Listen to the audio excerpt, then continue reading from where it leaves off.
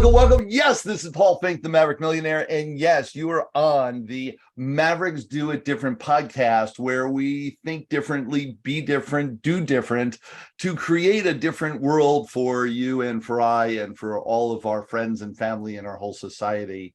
And today I am so excited to have a special guest who is just world renowned, I would say the most infamous artist that we've had to date, and just amazing in all aspects, inside and out. She is, and I want to get some of this, just amazing. Canadian's most exceptional communicator, award-winning contemporary artist, author, percussionist, drummer, successful entrepreneur, founder of the Karmic Art Experience, and we're going to talk about that. Wisdom of Karma, and merging your realism and your soul with art, and we'll talk about that.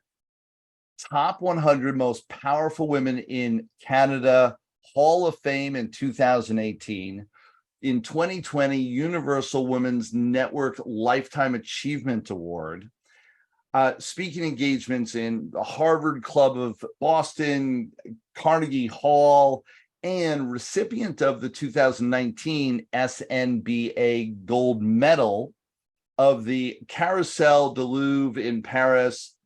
She's got her artwork has been hanging in the Louvre. Gotta find out more about that. And she just got named Artist of the Year with the ATIM. It's the Art Tour International magazine. And she's been named one of the top 60 masters. Please welcome Patricia Karen Gagic. Did I pronounce that right? Gagic. Gagic. And I just had it and then I pronounced it wrong. I looked at the wording and not the name. Patricia Karen Gagic. Patricia, you and I have talked on and off now for the last, I think it's been the last year. Yeah. Has it been, or at least it seems that way.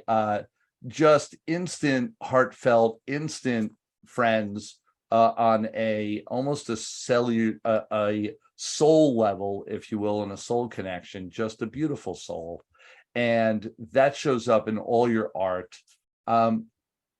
Welcome.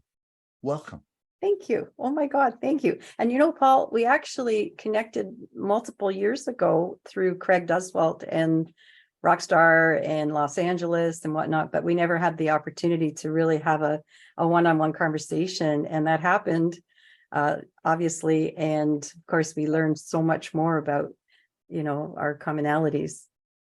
It's so amazing how you can,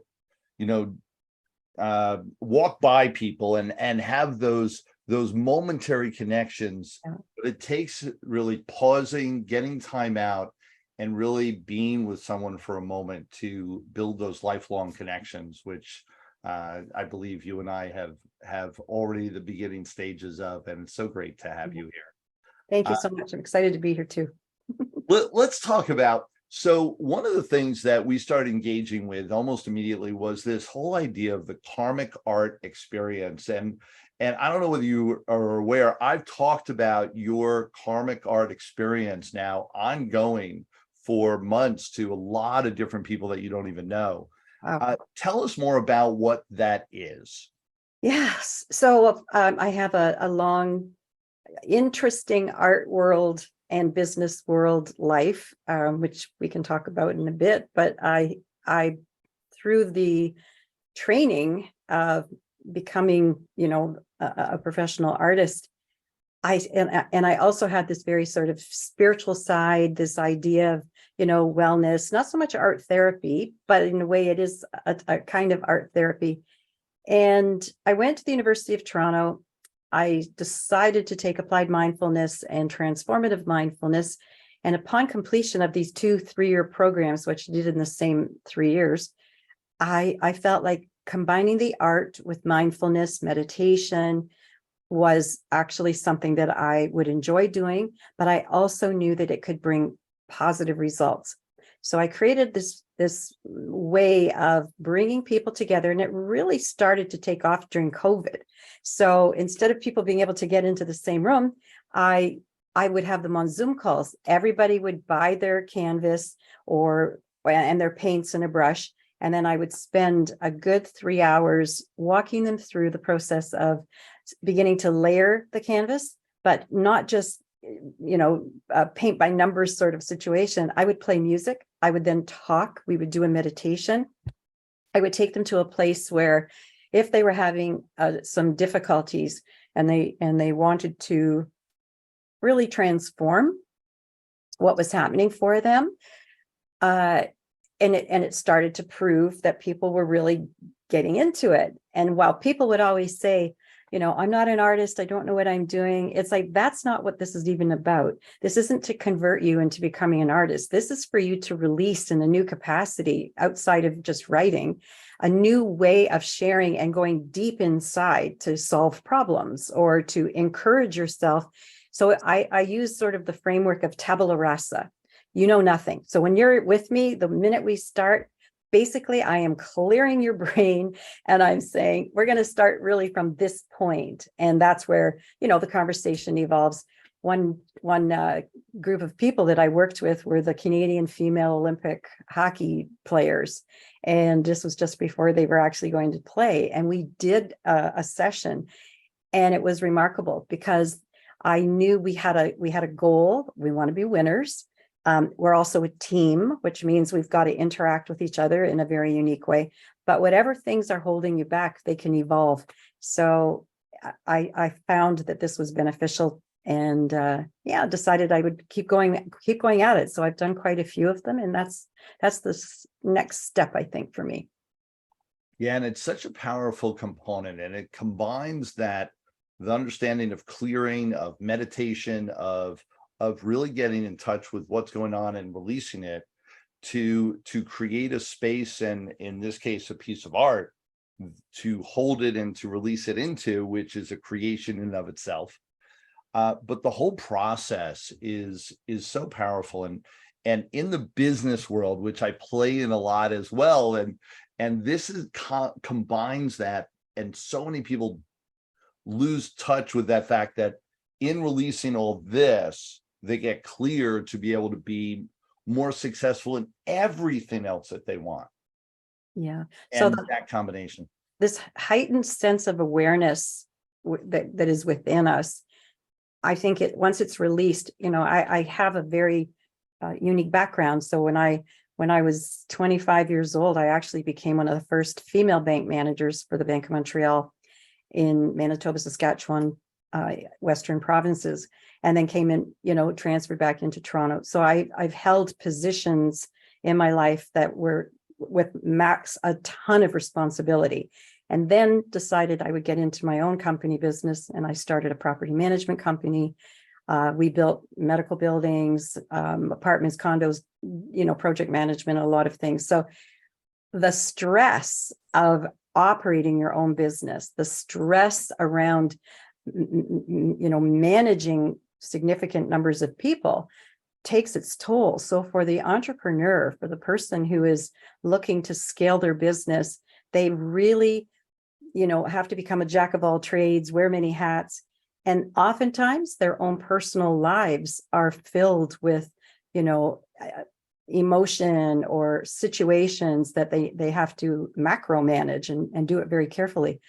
So this, again, is one of the reasons why, sitting behind the lead position in business, I think it's healthy. And having had this much experience, I'm a good person using that, the old tool of wisdom and being able to create. I also did something called Inspired to be Rewired. So mastering the 5 radical degrees of life: risk, root, remedy, realization, and reality. And I apply that to the business principle of success. Expand on what you just said, the last part.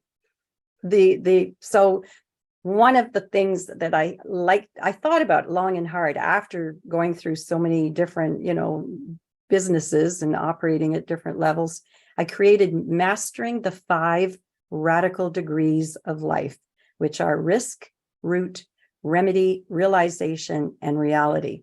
And I talk about each of those in the Karmic Art Experience, deep diving into each part so that you at the end of it, you've actually woven a path of disentangling yourself, and it applies on all levels, personal, business, everything that we do.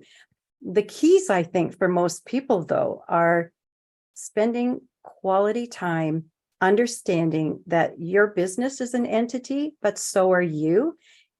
And you see success in this capacity that, I have the dream. I know that I'm going to have X number of square feet with X number of employees. Here's my product. My ROI is going to be really this, and you're crunching numbers, you're doing your quarterly forecasting, your projections, but are you doing the same for yourself? Oftentimes they're not. And how many times, Paul, have we, had friends that have had a heart attack, and gone through such significant health scares and crisis because they're not sleeping, they're not managing their time, they're not looking at themselves as an actual key component of their business. And this was something I've suffered immensely in my past, owning certain positions, and then there's nowhere else for it to go but internalized. And then you realize, like, okay, I really didn't need that 5-day vacation, or I needed to take a break. I really, didn't. We get to the point sometimes we don't think that we deserve it, and yet you are the most important human being on this planet in your world. So I've become very aware of how satisfying it is to convert that stress into something that is manageable. Here. Yeah.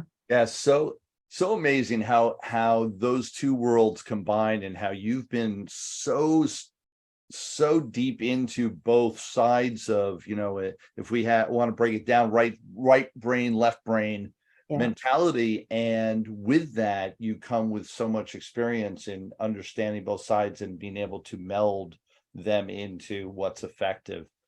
And I want to talk about some of your history, because you've had such a vast history, deep dive into corporate, and taking care of it both in real estate and your property management business, and then also just having the tremendous success as an artist yourself. Can you talk about some of that journey and highlight some of the things that were important for you? Yes, you just triggered something in my head that I think is really, really key. And I, go back to the fact that being a female in a business world, and go back multiple decades ago, there were a couple of years. Okay, thanks. There were not that many women who were in significant senior positions or board positions. And really, I think, I'm talking about in the 70s, I really had to fight my way. And what really made a difference was also I had a mentor. There was a gentleman, and he became very, very supportive to my journey. Not so much that I didn't believe I could do it, but he would help me manage the process. And that is a little bit different. It's like you have to create a system inside of you that kind of snips away the naysayers. It snips away, but also I had to find the confidence that I deserve to be there because I have the skill level for it, but also I was a fighter. I knew I would be able to do this, but it was my own attitude, and attitude is everything. And sometimes you do need to step away from the places where you could get entangled into, judgments or blamation. And I chose to be smart and not get involved in that. And that was one thing that made a difference. The second for me was in my art world. And that was with my finding a mentor. And I think karma had a whole lot to do with that, but I was really, really fortunate to meet Dragan Dragic in Savoyon in Mont Ventoux, France in 1999, in the top 10 percentile of artists of France in Provence. And again, it was the same thing. I didn't speak enough French for us to communicate. He didn't speak English. So I had to hire a tutor. I had to learn enough French that I could spend time with him. When he invited me to go the first time to spend 1 week with him, I was as terrified as I could ever be about anything. First of all, I really didn't have the knowledge. I was just like, it was like fly by night. I love what I do, and I was figuring it out myself. But this man is a trained artist by one of the greatest artists, in France, with the Matisse palette. And I had him in front of me and I had to impress him. What I also had to learn was humility, and that I was not that person that was him, that I was going to learn. And basically I learned how to listen. And I think that skill is underrated. It is the greatest skill you can have. And also pay attention, but practice, constant practice, and then really fine tuning, what it is that you're going to accomplish, and know your why. So the system for me worked. And for all the people who, look at me and say, you are so split, you're so left side, right side. I worked. I worked. I just never gave up on, loosey goosey world. Yeah, a couple things I've got to highlight. One is, it sounded like, did you say you had two different mentors, one in the business world, if you will, and one in the art world? Yes. So really key, and a lot of people get into this space of they want a coach or a mentor. I, of course, am a coach as well. And they say, oh, well, I already have a coach. And I'm like, no, but that's a coach for your nutrition or your health or your business, not your personal. And there's a whole lot of different coaching roles that someone can play for you. And pay attention to, be aware of what you're bringing that coach into your world for, and what the purpose is for that one, because it's not exclusive of other coaches. And so really important that you had two to drive home the two major successes that you wanted to achieve in your life. You brought a separate mentor for each. I really super love that. And Paul, what I also understood was I needed even more than that, because you're trained in your skill. So for the art, Dragan is my mentor, who literally shifted my entire planet in terms of, creating the artwork. And he also gave me a level of confidence by eventually having an exhibition with me in France, and then also calling me maestro. Now, that's one component. But the other sides of my life, I studied under multiple other artists, Tony Urquhart, a great Painters 11 artist. I took it upon myself to seek out the teachers of wisdom, where I was not going to be defined by only one part. The other parts were important: marketing, understanding social media, understanding what my own journey was going to incorporate. And that did require me to, I did the Jack Canfield course. I studied Dr. Joe Dispenza. I went, as I said, to the University of Toronto, and then we did many significant, teachers that all evolve you as a total human being. But to think that you're only going to get this one part it's not the way it works. So, even going back to, when I wrote my first book, I never anticipated I would write a book. I was writing poetry, but an actual book. And that came under the tutelage of Craig Duswalt, write a book in 30 days. And then all the other speakers, yourself included, who, stood on the stage and had a system in place that, at certain times in your life, you recognize, I do need that. I'm going to lose if I don't, move the needle forward. And so it's so interesting. And that I've had just like you, it's dozens of people now that have influenced my direction and right. coached me along the way and mentored me in multiple different aspects of my life. What what for me, and I would love to hear your reflection on this. Did you know before you engaged with a mentor what impact, not only what impact they were going to have, but in what aspect of your life they were going to have impact on? Because I found that there are certain people that I brought in for a certain reason that ended up being a fraction of what I actually received from them, unknowingly that was going to happen. Yeah. Oh, well, I think first of all, being as young as I was, going back to banking, I was a commercial account manager literally when I was 23 years old in the old banking system, where you actually had to take a financial statement hard copy And actually know what it says. and you had to be able to go through the statement and understand current assets and current liabilities and cost of goods sold and like we had to strip it apart, do the analysis. And Right. now it's all done by a computer. They just plug the numbers in and it says Crazy. you're not approved. I had $1 million credit limit at one point in time when I was with the bank. Yep. The power of that judgment really required me to know what I was doing. And I'm again going to say the only way that could happen is if I studied and if I learned. And, then I realized I needed more. I needed to take a credit 3 course. I needed to take the Institute of Canadian Bankers at the university. I didn't have a degree to go into any of this. I came right out of high school, but I was so determined that I loved the path I was on, and the chemistry that you have. Many people walk through your door and they may or may not have a chemistry, like an appreciation for what they might be able to help you with.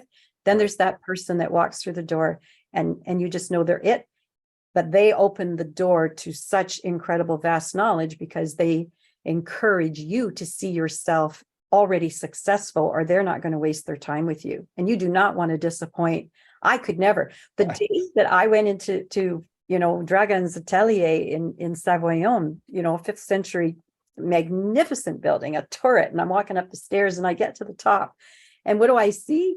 I see these posters with his name beside Picasso, beside Atlan, Alvarez, Christo.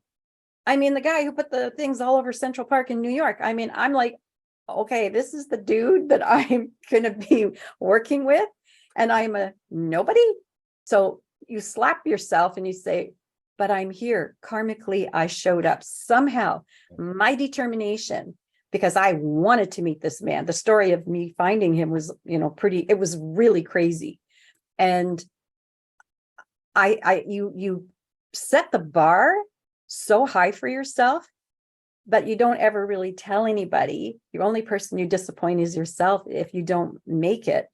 And then as you realize that, oh my God, like I actually am doing this, and this pivots into this, and this pivots into this. And the next what was the end result of that? And so people that don't know you, eliminate some of your humility and talk about, what came out of that with your experience with that, then what?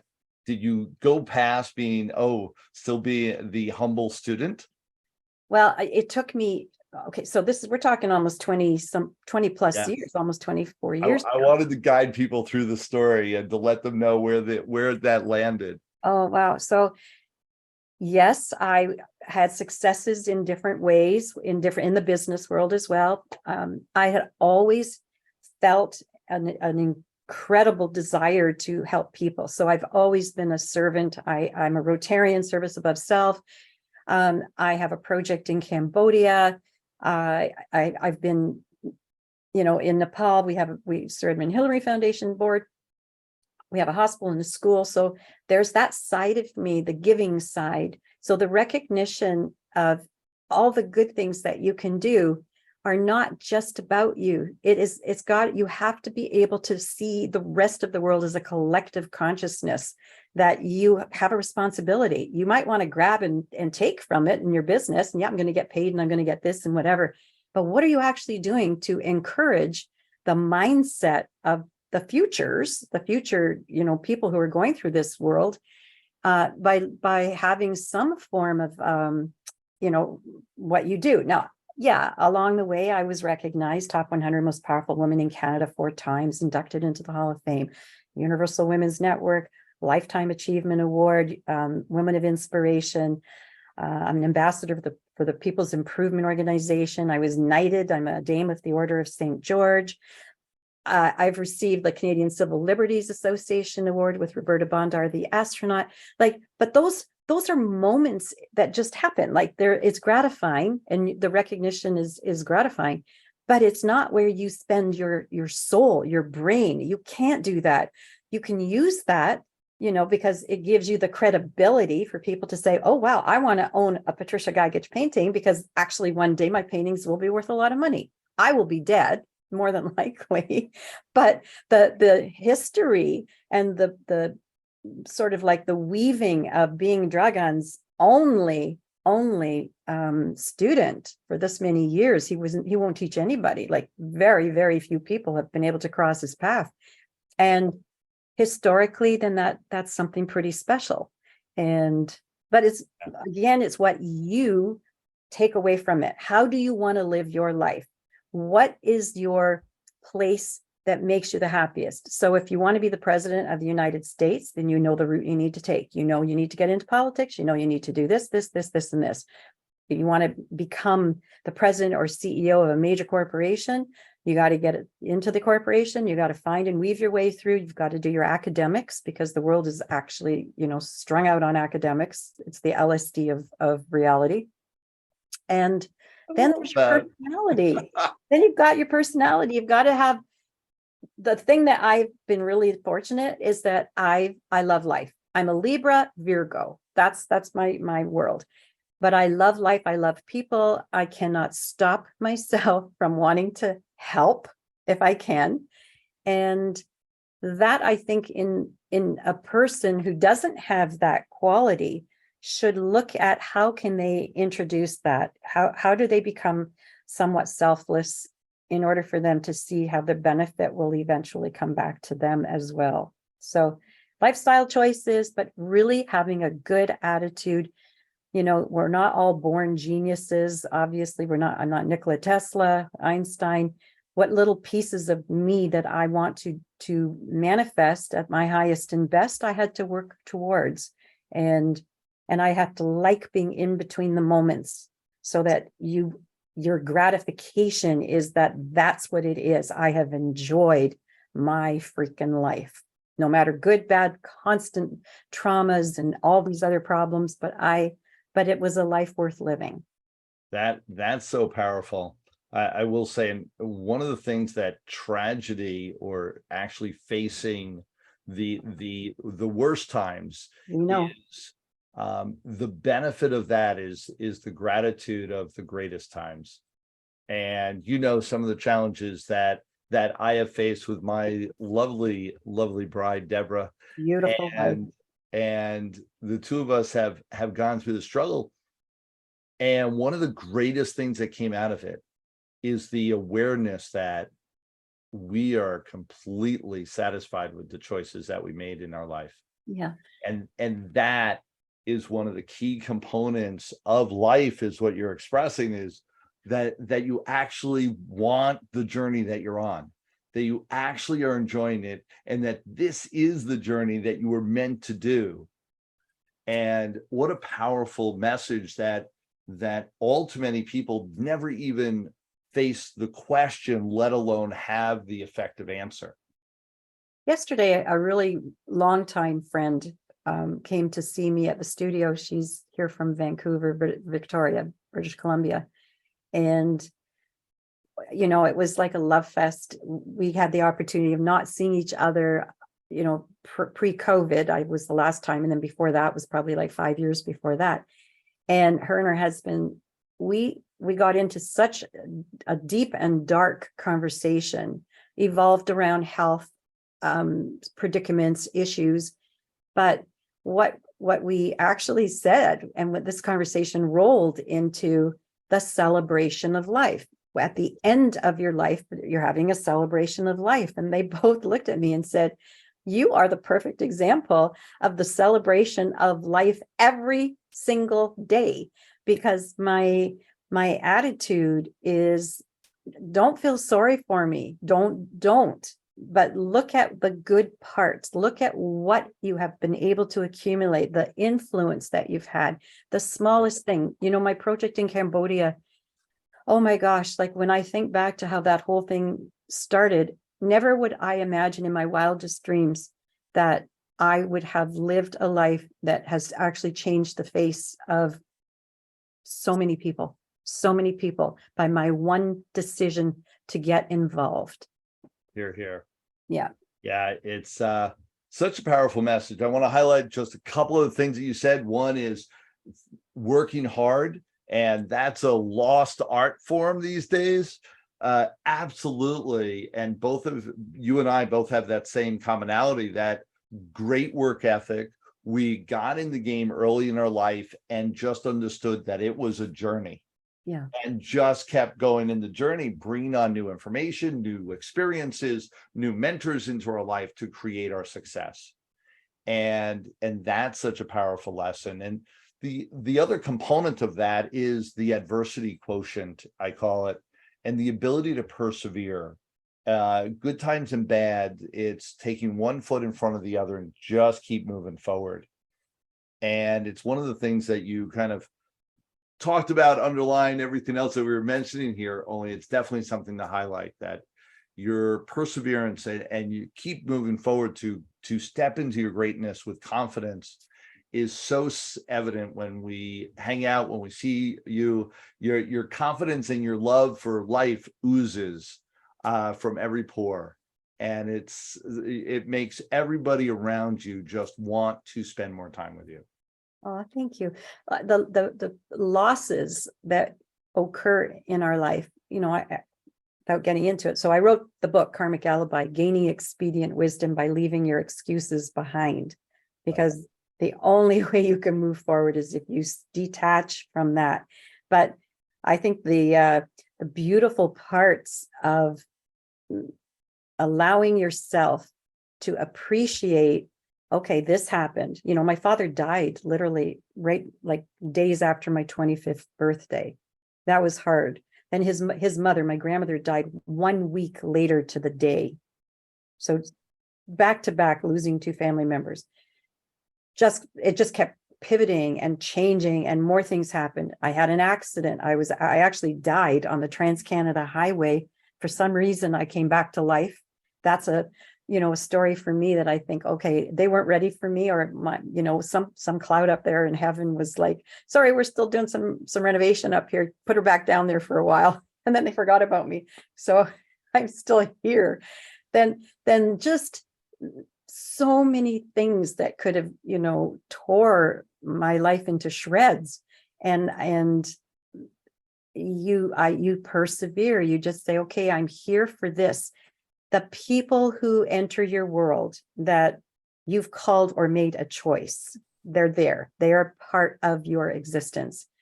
That's the karma piece. Like, you can't necessarily get rid of them. You can try. Sometimes we do have to devolve relationships because they're toxic. They're not healthy for us or them. And with great respect, you move forward. But the key is always, always, always be in a state of appreciation and gratitude. And, our friend Glenn Morshower, has, the story of, you're a miracle. You're an actual miracle. The number of, things, the gollywogs that were running around inside, and all of a sudden one of them attaches to that little egg and you become a human being. Consciousness arrives, and then it's a miracle. So why not celebrate your life as a miracle, even when it's being taken away? We already know genetically that we're not going to live to be Noah Ark 400 or 500, years old, but we have whatever this journey is, which is timeless, and enjoy it. Yeah. Good, bad, and different. You just have to enjoy it. Make peace with yourself. It's the easiest way to get through life. Work ethic, perseverance, enjoy everything that you're doing, love it, and follow your passions, as our guest here has done. Patricia, what a pleasure. For all the people that we have listening all around the world, where can they find more of you, your art and your experiences and your engagement? Where can they reach out to you? So this week, actually, I'm doing an update. We're just finishing the update on my website. So it is simply www.patriciakarengagic.com. I don't post much on Instagram. I'm going to get better at that. I do have Facebook presence, and that there will be, but the easiest way is, even if people want to reach out to me directly, I will answer all emails, patgagic@gmail.com. And Excellent. that's it. Patricia Karen Gagic, it is absolute pleasure. They can reach you all over the place. Look for her and find it, and it is Gagic. So Patricia Gagic, it's a pleasure, and it's such a great honor to have you here. You have inspired people for decades now, and my vision is that you will continue to inspire for decades more in person in our experience, and so pleased to be able to call you friend. Thank you so much for being here. Oh, thank you so much. And I love you. Love you too. This is Paul Finck, and this is the Mavericks Do It Different podcast. Please, please, please share this. You got anything out of this hour, which I can't imagine you didn't. Great conversation, great inspiration, and we're looking to share these messages all around the world.